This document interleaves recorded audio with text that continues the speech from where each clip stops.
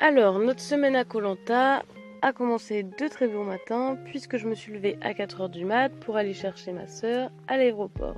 Ensuite, on est repassé à l'hôtel histoire de se reposer quelques heures avant d'embarquer pour koh Lanta.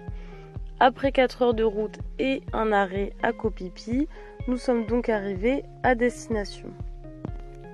Nous avons découvert notre hôtel qui était largement mieux que nos habituels. En plus, il y avait un chauffeur de tuk-tuk à notre disposition pour nous emmener dans l'hôtel partenaire qui était un resort littéralement sur la plage.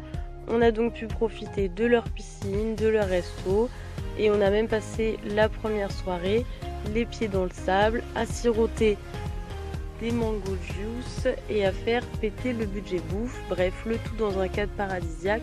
La semaine commençait plutôt bien et elle a très bien continué puisqu'on a été deux vrais pachas pendant 6 jours.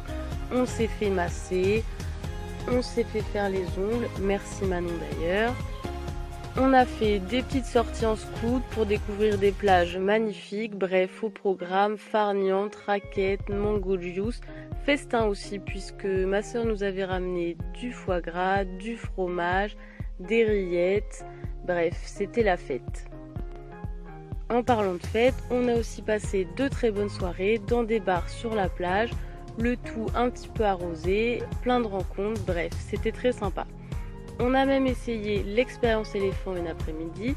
Bon, ce ne fut pas l'expérience la plus réussie de l'année, les dresseurs étaient pas très sympas, ni avec les éléphants, ni avec nous. Enfin bref, il fallait bien essayer pour le savoir. Mais en tout cas, on a profité à fond de notre semaine à koh Lanta.